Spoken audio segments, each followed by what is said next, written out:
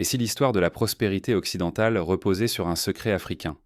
Depuis toujours, on nous raconte que la force de l'Europe et des États-Unis tient à leur discipline, à leur esprit d'innovation, à leur vision. Mais la vérité, c'est que le socle de cette réussite fut forgé par des mains africaines, par l'intelligence et la créativité des peuples d'Afrique. Des champs de coton aux rails des premiers trains, du jazz aux innovations médicales, ce sont des Africains et leurs descendants qui ont bâti, souvent sous contrainte mais toujours avec génie, la richesse de l'Occident. Leurs idées, leur sueur, leur art ont fait tourner l'économie mondiale et ont donné naissance à des cultures célébrées partout. Pourtant, cette puissance qui a déjà construit des empires n'a jamais servi l'Afrique elle-même. Nous avons déjà prouvé que notre force peut façonner des nations puissantes, mais jamais pour notre propre compte. Imaginez alors ce que l'avenir pourrait réserver si ce même talent, cette même énergie, étaient enfin investis chez nous, pour nous. Fermer les yeux sur cette vérité, c'est continuer à offrir notre avenir, notre richesse collective à d'autres. C'est accepter de rester spectateur de notre propre potentiel, pendant que le monde récolte les fruits de notre créativité. Mais il est encore temps d'inverser la tendance. Pour comprendre tout ce que l'Afrique peut accomplir, il faut d'abord revenir sur la véritable contribution africaine à l'histoire du monde.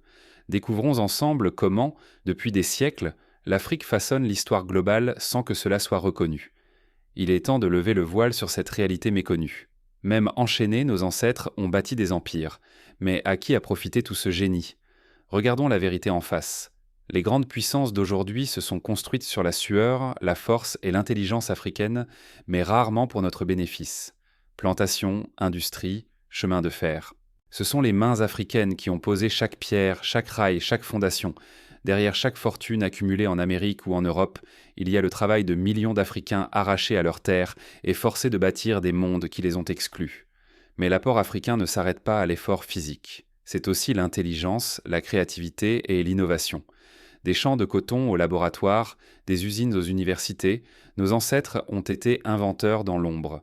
Des stratégies agricoles aux techniques de transport, de la médecine à l'architecture, une partie de ce que le monde admire aujourd'hui a été imaginé ou amélioré par des cerveaux africains.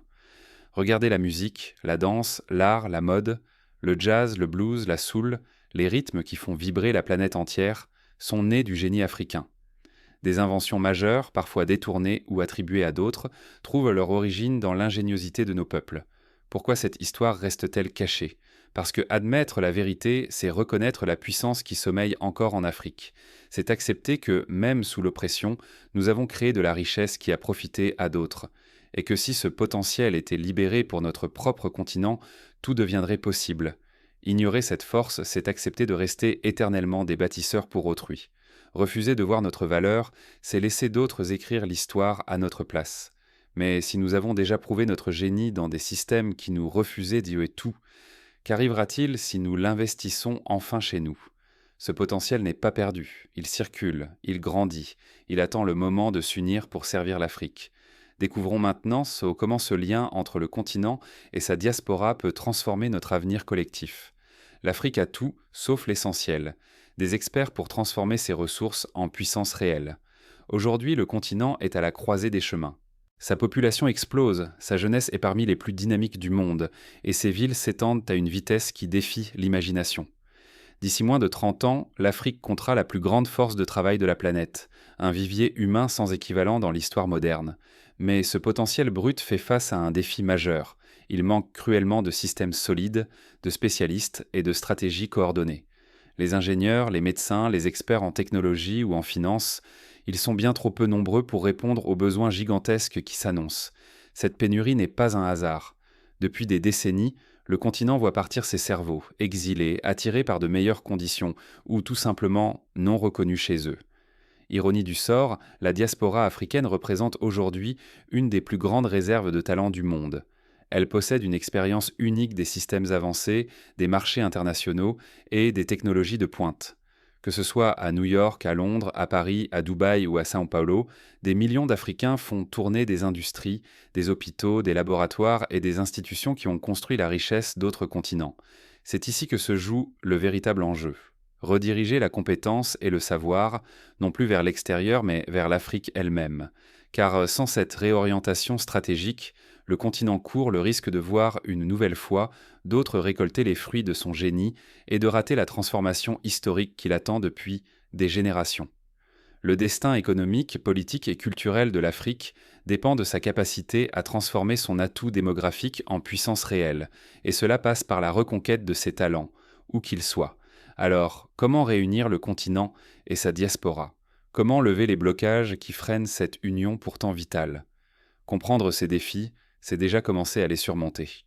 Regardons maintenant les obstacles concrets qui empêchent cette grande alliance africaine de devenir réalité. Ensemble, nous pouvons accomplir en 5 ans ce qui prendrait 20 ans séparément. Imaginez un instant. La diaspora africaine n'est pas seulement un symbole, c'est un pont stratégique capable de transformer notre destin collectif. Chaque talent, chaque projet, chaque connexion entre le continent et ses enfants éparpillés à travers le monde ajoute une pierre à l'édifice d'une Afrique puissante. La clé? Collaborer sur tous les fronts, intellectuel, financier, digital, entrepreneurial. Les idées n'ont pas de frontières. Les investissements peuvent franchir les océans en un clic. Les savoir-faire acquis dans les hôpitaux de Paris, dans les laboratoires de San Francisco ou dans les start-up de Londres peuvent être transmis, adaptés, partagés. Il suffit qu'un médecin, une ingénieure, un créateur ou une entrepreneur décide d'investir son énergie dans un projet commun pour que l'impact se propage. Et n'oublions pas, chaque contribution compte. On n'a pas besoin d'attendre un retour massif et physique de millions de personnes. Internet, les réseaux professionnels, les fonds d'investissement collectifs ou les incubateurs numériques permettent à la diaspora de participer de loin, mais toujours avec force. Des exemples? Ils existent déjà. Des hôpitaux modernisés au Sénégal grâce à l'expertise de médecins formés à l'étranger. Des hubs technologiques à Lagos soutenus par des ingénieurs ayant travaillé dans la Silicon Valley. Des entreprises internationales créées par des Africains de la diaspora qui emploient, forment et financent des jeunes talents sur le continent. Chaque réussite crée un cercle vertueux qui attire d'autres compétences, d'autres investissements, d'autres espoirs. Ce mouvement crée un effet boomerang puissant. Une Afrique forte, respectée, innovante, redonne fierté et influence à sa diaspora partout dans le monde. Quand l'Afrique rayonne, la voix de ses enfants à l'étranger pèse davantage. Ils ne sont plus perçus uniquement comme des migrants ou des minorités, mais comme les ambassadeurs d'un continent qui avance, qui inspire, qui attire. Mais il y a un risque réel. Si le continent et sa diaspora ne s'allient pas concrètement, l'Afrique risque de rester dépendante d'intérêts extérieurs et la diaspora de voir son influence s'effriter, enfermée dans un rôle de spectatrice ou de main-d'œuvre pour d'autres puissances. Nous n'avons pas le luxe de perdre encore une génération à répéter les erreurs du passé. Pour que ce scénario positif devienne la norme, il faut bien plus que de la volonté. Des conditions concrètes, des passerelles solides, une organisation précise doivent être mises en place des deux côtés. C'est le prochain défi à relever. Voyons ensemble quelles conditions doivent être réunies, aussi bien sur le continent qu'au sein de la diaspora, pour transformer cette vision en réalité durable. Contribuer à l'Afrique n'exige pas un aller simple, mais un engagement adapté à chacun. La construction du continent ne passe pas seulement par le retour physique, mais par la capacité de chacun à agir là où il se trouve, de manière stratégique et utile. Investir dans une start-up locale, offrir du mentorat à distance, lancer un projet innovant ou simplement ouvrir son carnet d'adresses à un jeune entrepreneur africain. Il existe 1000 manières de renforcer l'Afrique sans forcément poser ses valises. L'essentiel est de mettre son expérience au service du continent, que l'on soit sur place ou à l'autre bout du monde. Créer, collaborer, connecter, investir, transmettre, chaque acte compte. Il ne s'agit pas d'attendre un grand plan parfait ou un appel officiel.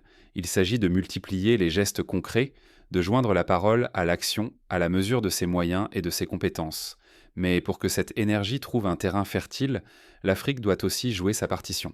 Faciliter les démarches pour les entrepreneurs, simplifier les procédures administratives, garantir la transparence et lutter fermement contre la corruption sont des priorités absolues.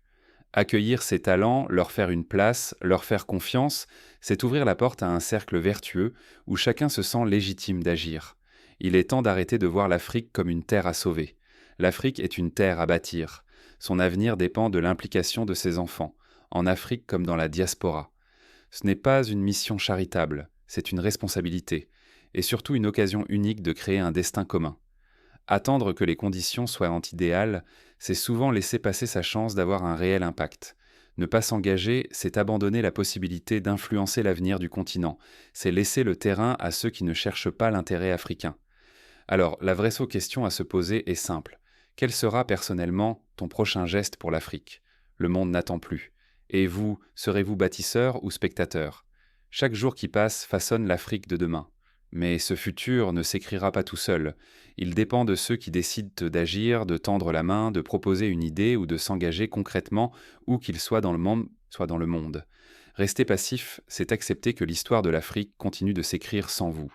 C'est laisser le génie africain enrichir d'autres horizons, pendant que le continent attend des bâtisseurs qui n'arrivent jamais. C'est offrir une place de spectateur là où il est temps de reprendre le premier rôle. La vraie question n'est pas de savoir si l'Afrique a du talent. Elle en a toujours eu, sur le continent comme dans la diaspora. La question c'est qui va choisir d'investir son énergie, son expérience ou son réseau pour transformer le potentiel africain en puissance réelle. Construire, ce n'est pas forcément tout quitter ni revenir physiquement. C'est aussi transmettre une compétence, investir dans un projet, participer à une initiative locale ou connecter des talents de part et d'autre de l'océan. Chaque geste compte, chaque collaboration est une brique dans l'édifice. Il ne s'agit pas d'attendre un messie, ni de rêver à une révolution hollywoodienne. Il s'agit de multiplier les actions concrètes, petites ou grandes, pour que l'Afrique ne regarde plus passer sa chance mais la saisisse à pleine main. Si vous n'agissez pas, d'autres le feront à votre place. Et l'histoire retiendra ceux qui ont choisi de bâtir, pas ceux qui ont hésité. Le moment d'agir, c'est maintenant. Le monde entier regarde, mais surtout, il avance, avec ou sans vous.